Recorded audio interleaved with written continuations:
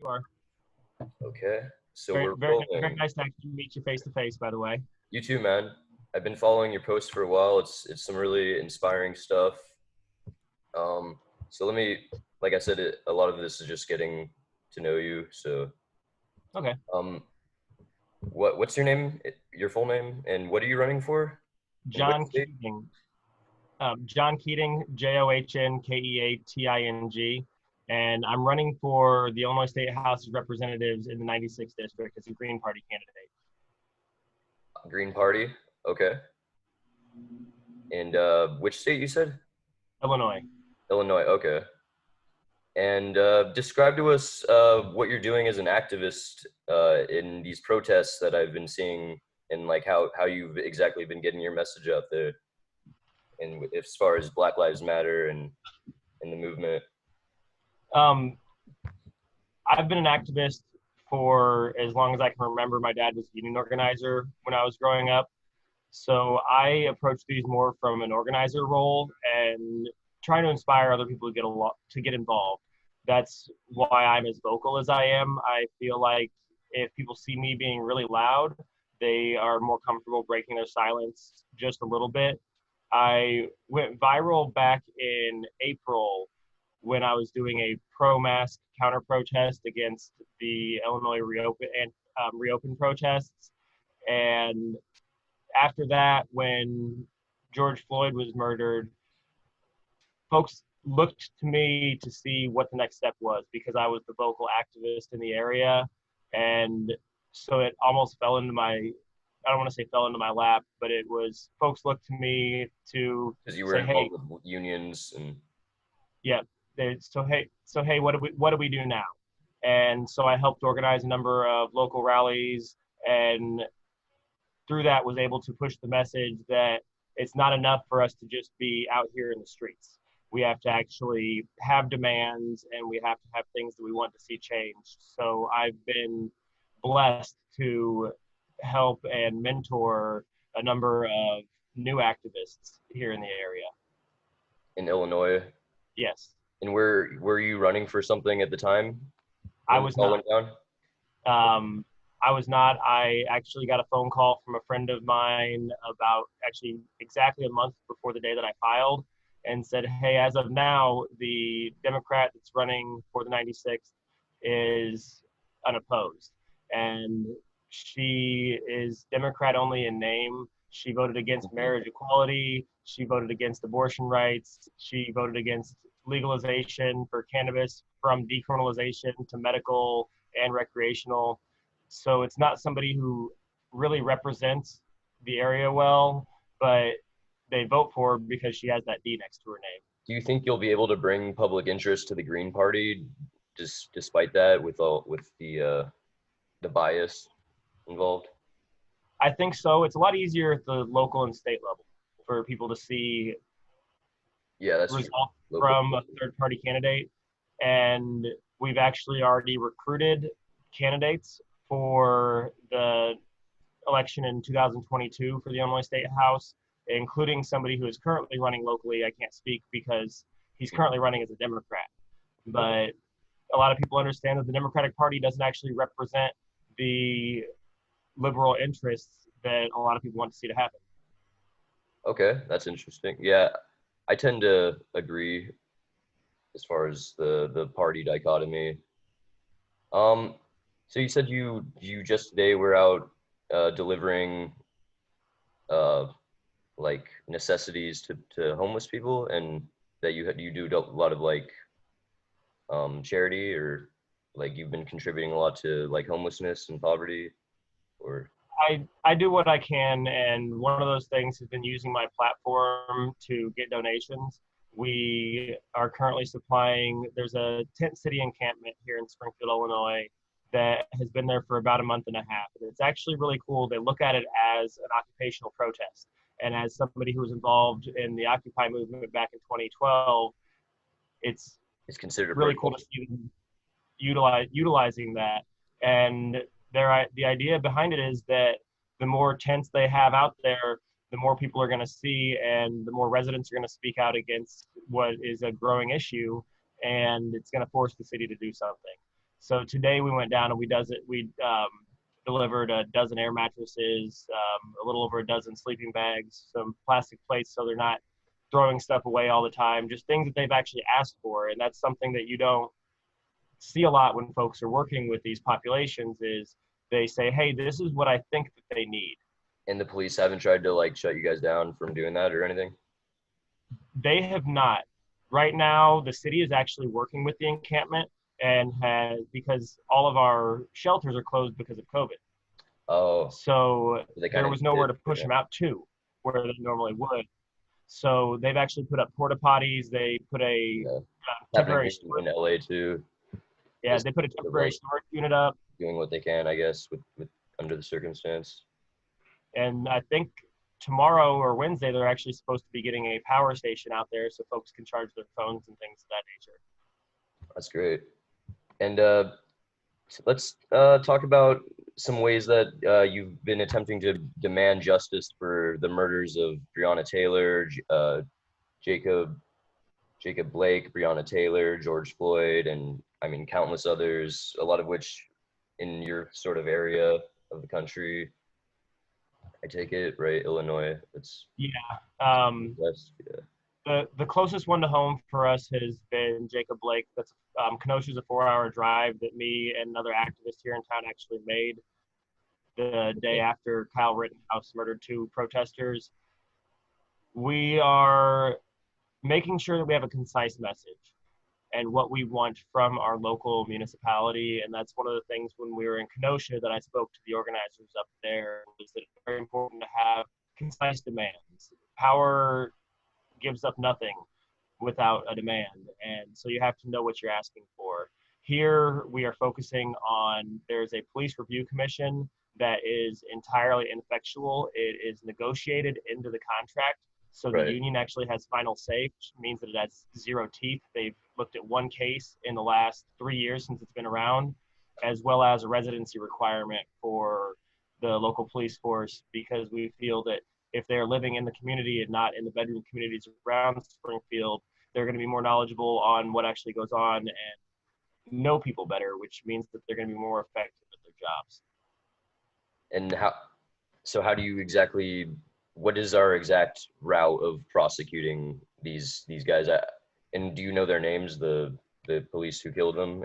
And do you think there's like an exact like route we can follow, or? It's difficult because it's uncharted territory oftentimes. The rated, even if an officer is charged with a crime, actually obtaining a conviction is next to none. It's less than 1%. And there's a lot of roadblocks in that. The use of grand juries for these things is problematic because then the prosecution can biasedly introduce evidence, things of that nature, whereas, and it's because the prosecutors and state's attorneys don't want to actually get involved because their interest is saying, no, this was justified and our law enforcement didn't do anything wrong. So it sounds like the way would be like to defund the police, I guess, is the Yes, route staying on them constantly and letting them know that Okay. you're not going away. Yesterday, we did a 3-mile march here in town that was labeled a Justice for All march. But one of the big things that we spoke about was Breonna Taylor and the fact that the 4 officers that together murdered her in her own home are on administrative leave, but have not been charged with any crimes. Exactly. And what's your take on I don't know if you knew about her boyfriend also is being he's being convicted of like assault on the officer when they broke into the home in plain clothes, and I don't know all the They ended up dropping the charges for that, thankfully. Okay. They actually dropped that case against him. One of the big bombshells that we had in that was, it was in the news earlier this week, when he was incarcerated after she was murdered, they offered him a plea deal, which included naming her as part of a criminal cartel. Yeah. So That's they were trying, and that standard practice is criminalizing victims. Right. Getting a false confession. Um, yeah. If elected, what are some of the routes other than defunding the police, or maybe through defunding the police, that you would like change policy around your state and Here in Illinois, we want to follow Colorado's lead and give statutory recourse to folks for state constitutional violations, effectively ending qualified immunity on a state level. Right now, a big issue is these officers. There's no civil recourse for these families. They are protected by the Supreme Court decision regarding qualified immunity. So you can't even sue a police officer directly, even if he's convicted of doing something improper. You can sue the municipalities. So that means that money is put on the back of taxpayers. If officers actually had a little bit of their own skin in the game, then we feel that it's less likely that they're going to make those improper judgment calls.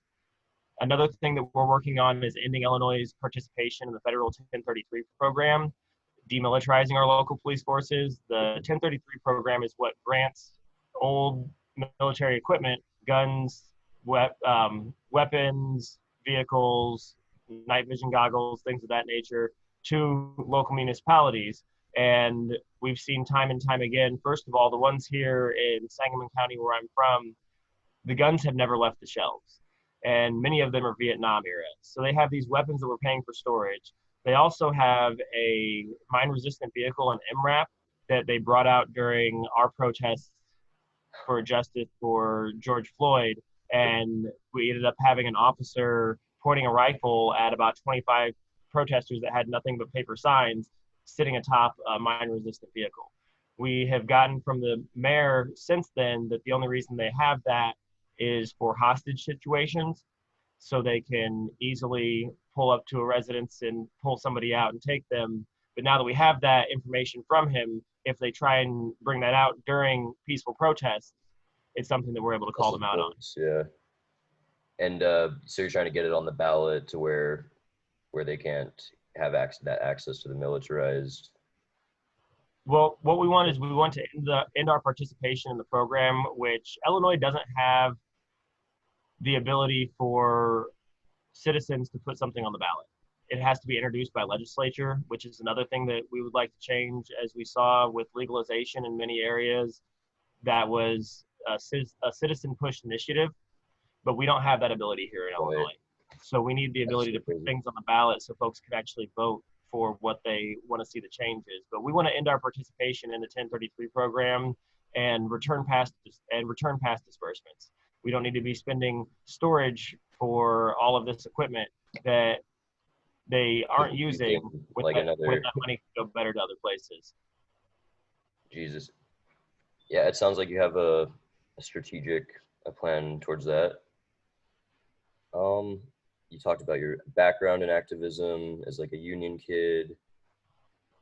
Yeah, I grew up on picket lines. My first. Oh, you just talk.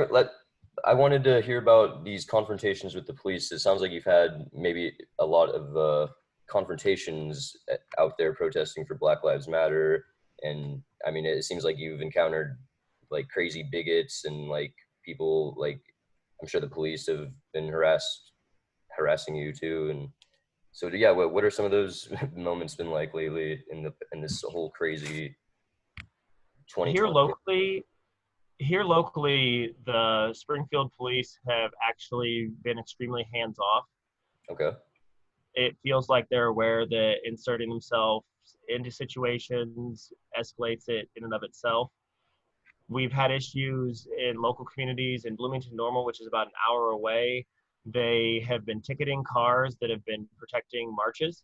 So we have our own marshals to keep people safe and to try and keep people from being ran over. There was a motorcyclist that actually put 3 people in the hospital in Champaign, Illinois, a few months ago. He ran through the crowd, and then it turned out that he had links to a white supremacist motorcycle gang.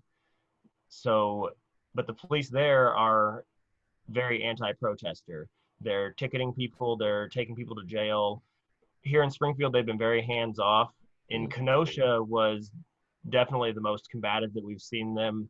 They dispersed And that's 20 people who were sitting yeah. in a circle on the sidewalk, or sorry, in a circle in the middle of the road with 75 National Guardsmen and Kenosha officers in riot gear. And you were there that day? Yes, it was the day after that Kyle Rittenhouse murdered those two protesters and shot another. We went up and took medical supplies and other things for them. And yet they just like let that guy walk through the crowd holding a fucking rifle. Oh yeah, I had a shield that it says first aid medic on it, and the cop was like, "Having a shield's not gonna stop you from getting arrested." I was like, "No, I'm a medic." I was hoping to clearly state that with this, and he's like, "Well, being a medic isn't gonna." Yeah, he said being a medic isn't gonna keep you from being arrested either. And so, somebody who's up there purely in a support role is being threatened with arrest by law enforcement, whereas somebody who just murdered two people and shot another was allowed to walk by with a weapon. Yeah, because they're armed and yet they feel so threatened. Yeah. So that brings maybe up a point. Have during these interactions, have any of them escalated, or have they ever gone the other way where you've like reached someone on like the other side of the spectrum? It's actually pretty cool. I get probably 2 to 3 messages a week from folks that oftentimes I had harsh interactions with a month or two before Mm-hmm. that have said, "Hey, I looked back at our last conversation and I apologize for the way that I was speaking to you. After seeing what you're doing and listening more, I can see that this is actually a problem that's going on and it needs addressed." And I get criticized for the harsh tactics that I use in some instances, but I've found being nice doesn't help anymore. We've been nice for years, and for somebody to actually re-examine their mentality on something, they have to be strongly challenged. Like the gentleman that headbutted me while Nope, waving nope. the Confederate flag. Oh God. Yeah, talk about that. What went down there? I know about it a little bit, but for sake He of he's a stand owner. They sell unlicensed merchandise, Trump flags specifically. Back, and I found out later back during and the the rebel, the whatever it's called, the Confederate. See, and they had Confederate flags at their stand. So I went live on Facebook to highlight the fact that here in the home of Abraham Lincoln, when we have our rallies, it is in front of a statue of Lincoln. When I burned the Confederate flag back in June, it was on the 162nd anniversary of his House Divided speech on the same ground that he gave that speech. So for somebody to be profiting off of bigotry and the symbol of hate that the Confederate flag represents now in in the this area, cognitive dissonance feels like of they don't even like that woman. I remember her like first of all she was like it's not even my stand whatever, but like the people who defend that flag, like what you stated just now what it represents, but like the cognitive dissonance that people can't like examine what it really is, like how does that happen? Like what, just history has just been too long or what? Like I don't know. history's been skewed. Mhm. People aren't taught in school many of the things that have actually happened. The Confederate flag that we see now didn't actually gain popularity until the second resurgence of the KKK in the 1910s and 20s, which is also when all of the Confederate monuments went up. The largest expansion of Confederate monuments was in the 1910s and 20s during the second resurgence of the KKK. So folks don't realize, and that's just they've had it pounded into their head that it's heritage. But first off, the Confederacy lasted for 5 years. Heritage of slavery, of owning, Yeah, heritage of fighting a war to keep their slaves. owning people, and And how did it come to the man headbutting you exactly? I was actually out for an entirely different action. I was picketing outside of the Illinois Commerce Commission in favor of them reinstating the moratorium on utility shutoffs, because that's something with COVID and unemployment at record numbers, especially here. I'm not sure about out there. All of our students are remote learning right now. Yeah. So cutting power off during a pandemic when unemployment in parts of Springfield and Decatur, which is another city in my district, have been above 30%. that actually likely violates their constitutional right to an equal education. And so I was down picketing, bringing awareness to that. We've done a couple chalk actions as well as spoke in front of the commission. And he rolled up in his big white panel van and hopped out with a Confederate flag in his hand and ran over and started getting in my face. Thankfully, a bystander recorded it. There was also a news camera that was covering the other thing that I was doing that was also rolling. But yeah, he got in my face and he headbutted me, and then I pointed out the news camera. He got loud a little bit more, and then he hopped in his van and ran directly to the police station in the state's attorney's office to file an order of protection against me. What's it like having this notoriety now and stuff like that? Like the guy can just like remember what you look like and like show up when you're at a public, when you're out protesting against something completely unrelated. Like, what has this notoriety been like? And like, what are some of the, is it kind of cool? Like having like, oh, like every time I'm out doing this, like someone's like, you weren't even filming and it all just gets captured. Like, what's that been like? And how has that changed your life since the start of like running for this and all this whole new left wave and trying to defund the police and everything? It's weird, honestly. I'm a musician and I performed for 10 years, and so it's something that I always wanted, and we never made it there. We had a lot of fun with it, but now I'll be at the grocery store, or I was at Dollar General an hour before I got on with you, and a woman recognized me as I was taking the supplies up to Tent City. The vast majority of public recognitions that I encounter are people who appreciate what I'm doing. And I have people who come up, hey, I'm your biggest fan. I'm like, wait, I'm not doing this for fans. I'm doing this so we can change things. But yeah, dude. It's different and it's humbling because I've been doing this my entire life, and now people are paying attention to it, and it's inspiring other people to do the same thing. So it's really humbling. So yeah, your parents were big union people, and what did they do? My dad was a union organizer. Yeah.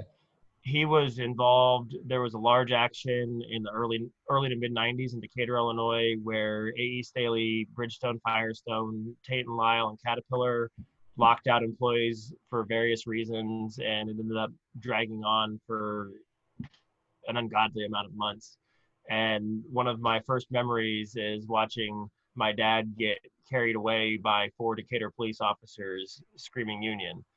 They had sat across the bridge that went into the A.E. Staley plant. So I was raised from a young age that civil disobedience charges weren't something that were a bad thing, that if you're going to jail for justice, then it's entirely worth it.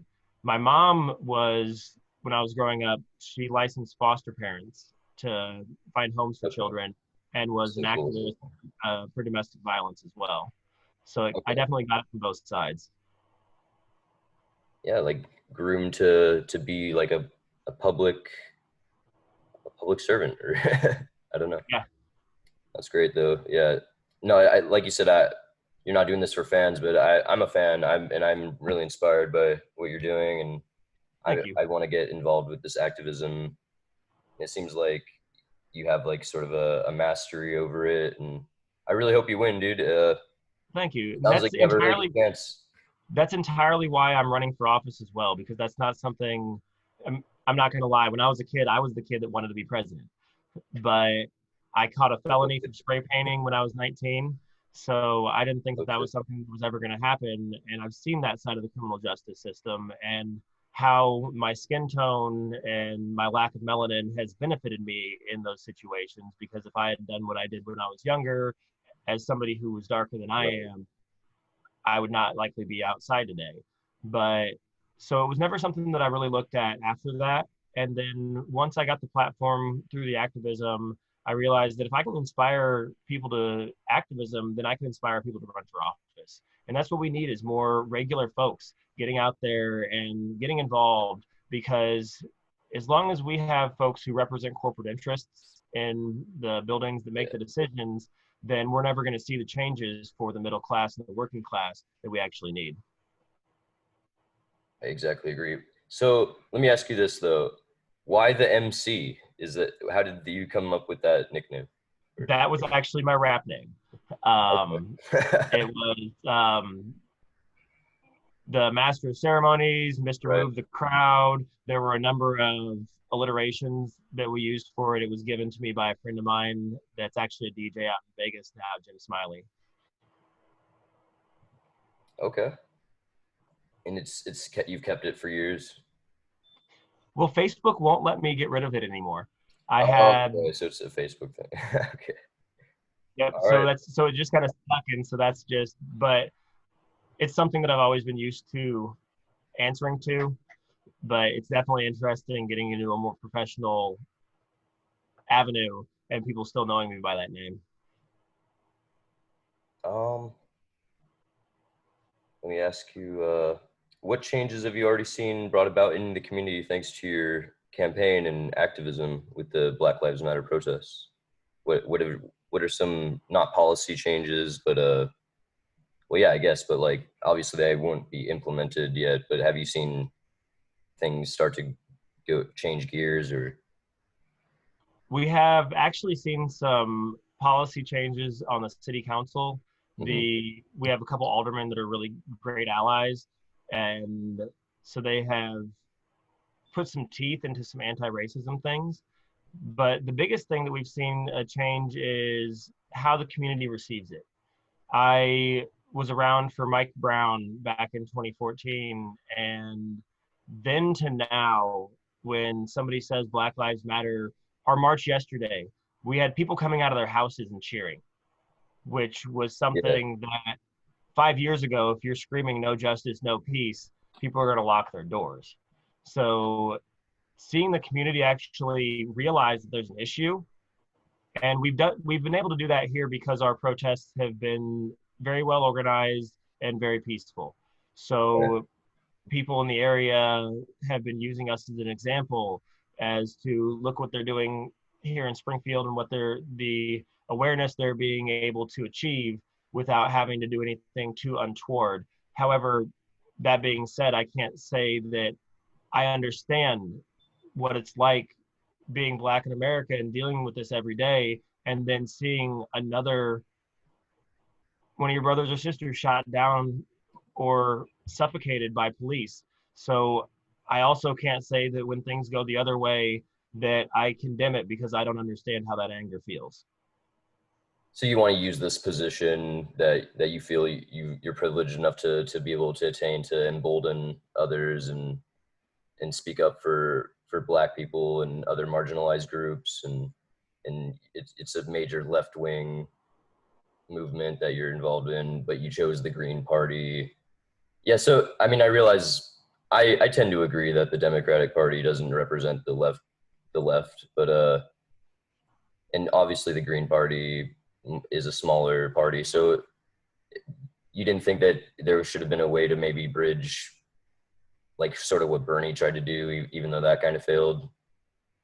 I think we've seen it fail too many times, and especially that we saw at the Democratic convention, they shot down Medicare for all in the midst of a pandemic and are wanting to work within the system with insurance companies. I was an insurance agent for 3 years and I sold supplemental health insurance. So I sold insurance to people who could afford it that had good major medical coverage because the out of pocket expenses are still insane. And there's no reason somebody should have really good insurance that they pay a lot of money for and still go bankrupt when they get cancer.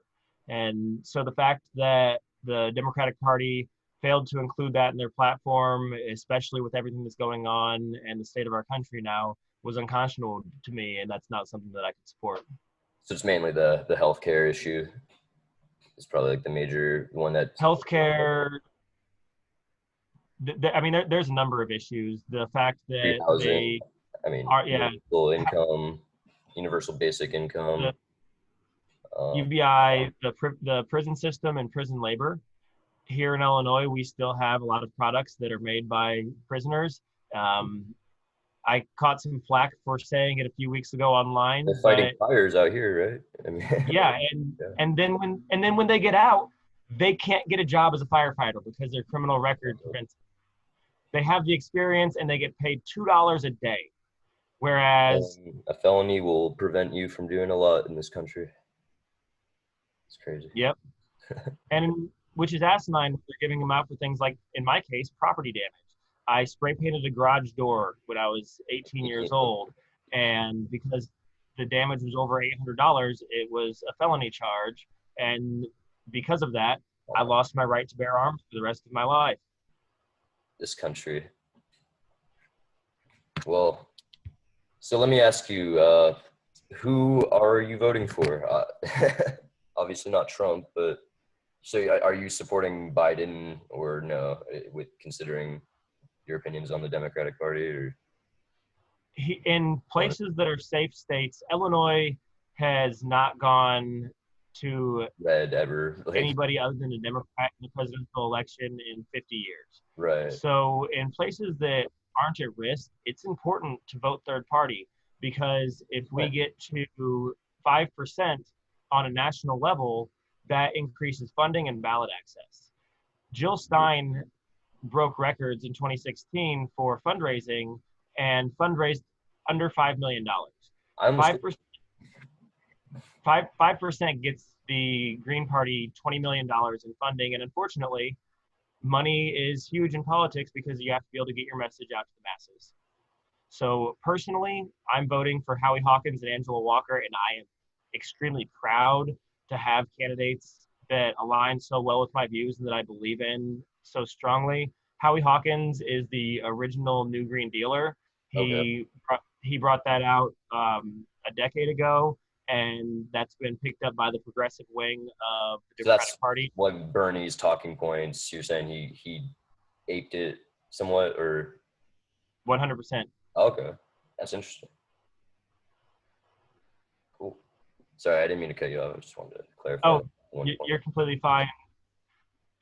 And I do understand that getting Trump and Pence out of the White House is of utmost importance. Right. But Joe Biden sat there in the Oval Office next to Obama when they were gassing peaceful protesters, when they expanded the drone program and murdered countless Black and brown children. I mean, publicly, he looks really good as far as his progressive history or his liberal history. But so you think harm reduction is a good argument? And that, like this, like you just made the point a second ago, you're like, I see getting rid of Trump is like ideal, is necessary, but so it's like not, it's like, is it the good or the evil, the better of two evils argument doesn't fly with you? Or and now Biden is nowhere near the evil that Trump is. right. But we saw apathy under Obama. We saw people become complacent on the left, and they felt like they had their guy in office, and then he went and expanded the NSA and the drone program and countless other things that were actually antithetical to many things that we stand for. And that's what I'm afraid of, is if Biden wins, people say, all right, we won, we're done. And that's not the case. We still have to work towards the changes that we need to see, because they're not guaranteed, and they are far from promised by the things that he has said in the past. Why is it so hard to get a progressive candidate in that high of an office in this country, you think? Just because progressives generally have ideals they try and stick to, whereas Joe's a moderate. I mean, right. he is a middle of the road guy, and he has made his career by being able to appease people on both sides of the fence, and that also includes appeasing the corporate lobbyists that fund a lot of the things that they want to do. And I see you pissing off the people on the right consistently. So in my book, I say that's good. We need people like you running for office. It's been great, man. I don't want to go over an hour, but it's been a really cool conversation. I want to talk to you soon about it, okay? Okay, and if there's anything that you look back and you're like, man, I wish I would have asked that, I have no problem hopping back on with you. Thank you, man. I'll talk to you soon. All right, you have a good one. Appreciate it so much. Take care, you too. Motherfucker got a damn. I don't know, is that old boy that be having the signs and shit? Oh shit. I know there are people here right now that were out at Dick's earlier trying to start the bullshit. That's not what we're here for. We're here for a memorial for George Floyd. So if you're on that bullshit, you can take it somewhere else. We're not here to incite them. We are here because we need to take it through the proper legal channels. We need to, when people get killed by these people behind us, they need to be prosecuted just like we would.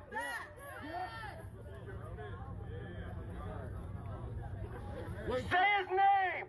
Say his name. Say his name. Say his name.